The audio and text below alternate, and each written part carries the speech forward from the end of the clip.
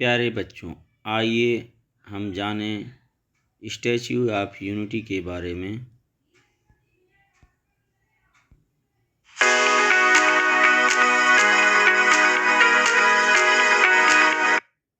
Statue of unity एकता का प्रतीक। Statue of unity Bharat के पहले केंद्रीय गृह मंत्री और उप प्रधानमंत्री सरदार वल्लभ भाई पटेल की प्रतिमा है। सरदार पटेल को भारत का लौह पुरुष, आयरन मैन ऑफ इंडिया कहा जाता है, क्योंकि उन्होंने देश की 565 रियासतों को एक एकीकृत भारत में मिलाने में महत्वपूर्ण भूमिका निभाई थी। यह प्रतिमा गुजरात राज्य में नर्मदा नदी के किनारे केवड़िया गांव के पास स्थित है।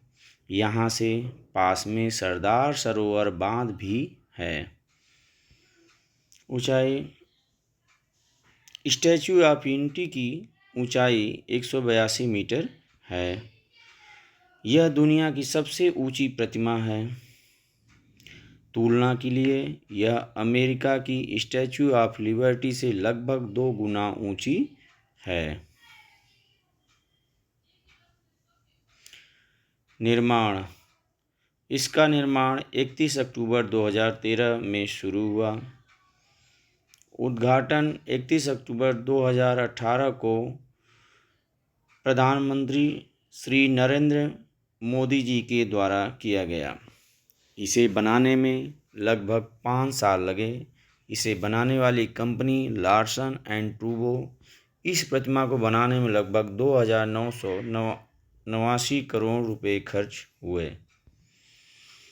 वहाँ यदि हम जाते हैं तो वहाँ क्या क्या देखने को मिलता है? फूलों की घाटी, जंगल सफारी, नर्मदा नदी में बोट राइड, लाइट और साउंड शो। आइए हम सभी लाइट और साउंड शो के माध्यम से सरदार वल्लभ भाई पटेल जी की जीवन वृत्तांत संक्षेप में सुने।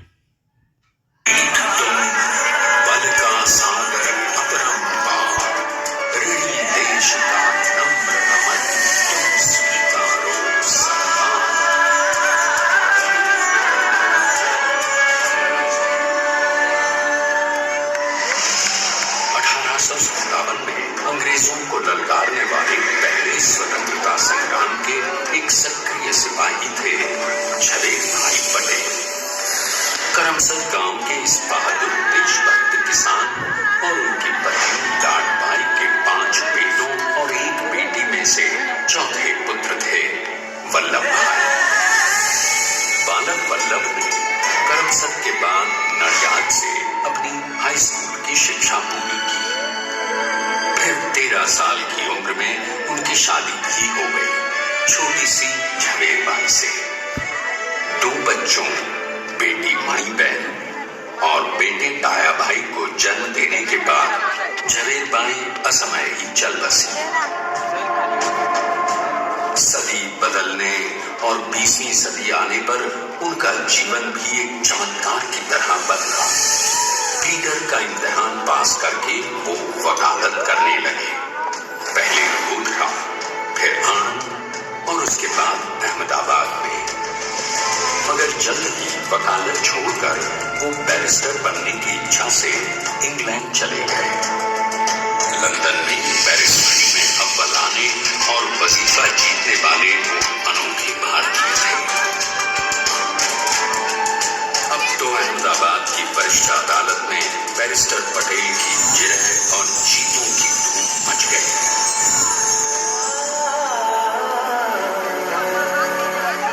तभी एक युग पुरुष ने वल्लभ भाई के जीवन की धारा ही बदल दी।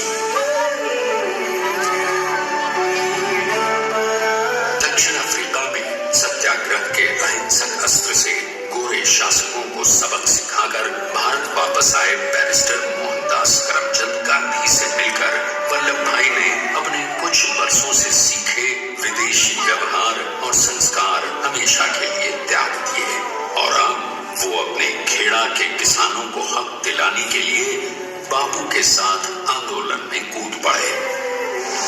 उनके पैरों में जूते नहीं, गांव की धूल थी। हृदय में भारत भूमि की शस्य श्यामला धरती, मन में थे गांधी और मस्तिष्क में एक नए स्वतंत्र भारत का सपना।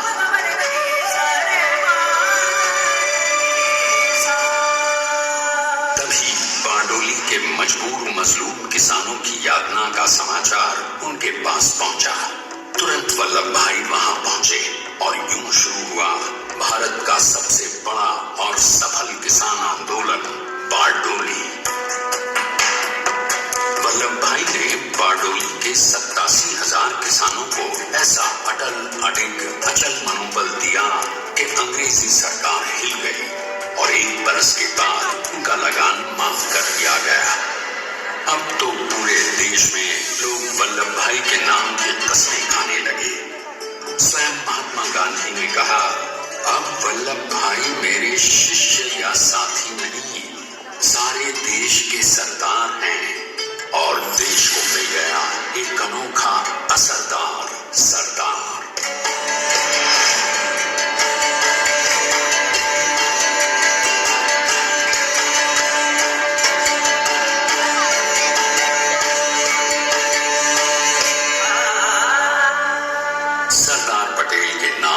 देशभक्ति से अंग्रेज डरकर कांपने लगे।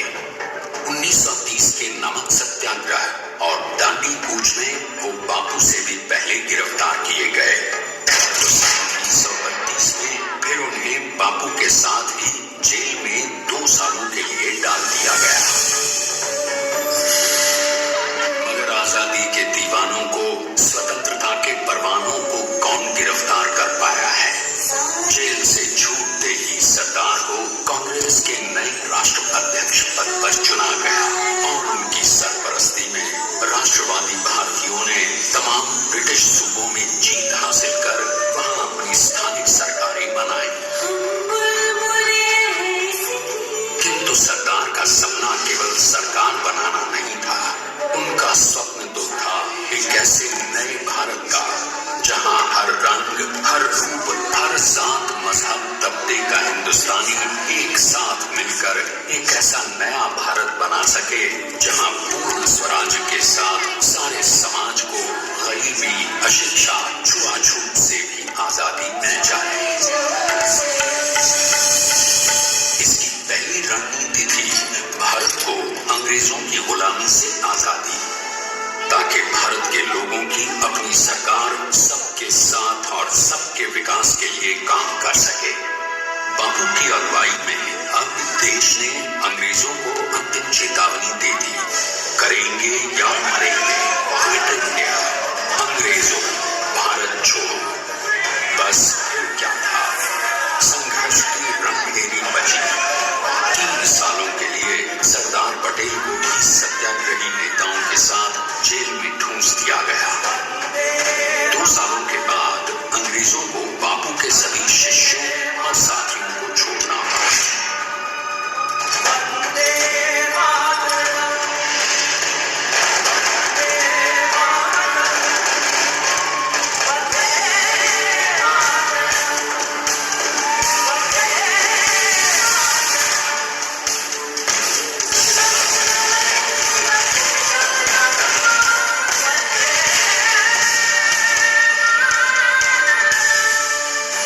स्वतंत्रता के स्वप्न के सच होने के साथ अब सरदार पर कई एक नई जिम्मेदारियां थी। आने वाली आजादी की तैयारी और एक नए भारत के लिए नए लोकतांत्रिक संविधान की संरचना। जैसा उनके साथी ने खुद कहा था, सरदार ने ही छेनी हथौड़ी लेकर एक नए भारत को उकेरा है।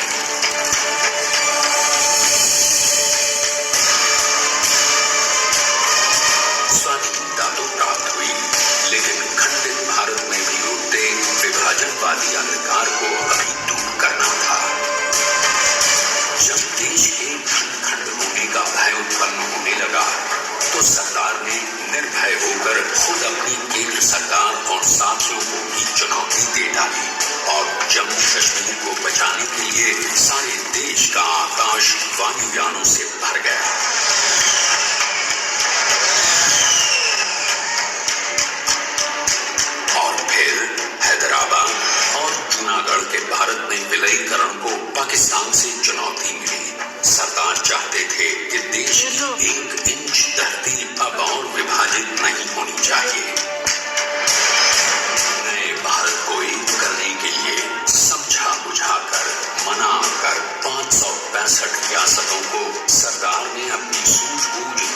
आशयता संबल से एक नए स्वतंत्र भारत का अभिन्न अंग बना लिया। हमारे इतिहास में अखंड भारत के पुरुषार्थ का ये एक महानतम अध्याय है। जैसा उन्होंने स्वयं कहा था, हमें नए धागों को पुराने ताने बाने में ऐसे पिरोना है कि एक दूसरे में गुंथ जाए और बेहतरीन बनावट वाला एक नया भारत उभर कर सामने आ सके। अंततः अपने वज्र दृढ़ संकल्प से एक नया विराट विशाल एक भारत श्रेष्ठ भारत बनाकर दिखाई दिया सरदार ने। संसार के सबसे बड़े प्रजातंत्र के शिल्पी को प्रणाम करने के लिए देश ने बनाया है ये समर्थ स्मारक। स्वाधीन भारत को समर्थ भारत में बदलने वाले सरदार पटेल को समर्पित प्रेरणा तीर्थ भी है। प्रधानमंत्री श्री नरेंद्र मोदी के नेतृत्व में बनी विश्व की इस विशालतम प्रतिमा के सामने आकर सारी दुनिया जैसे स्वयं ही नतमस्तक हो जाती है।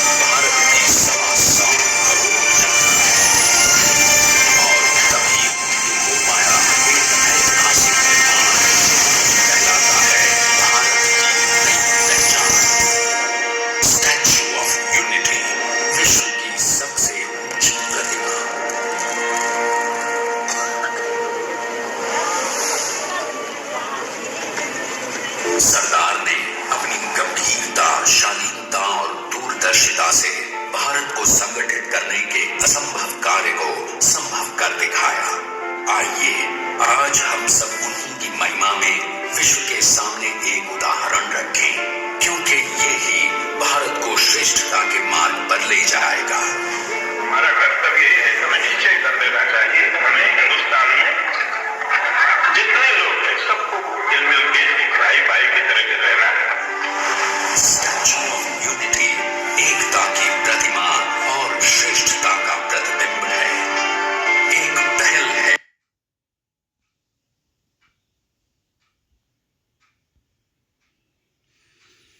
महत्व।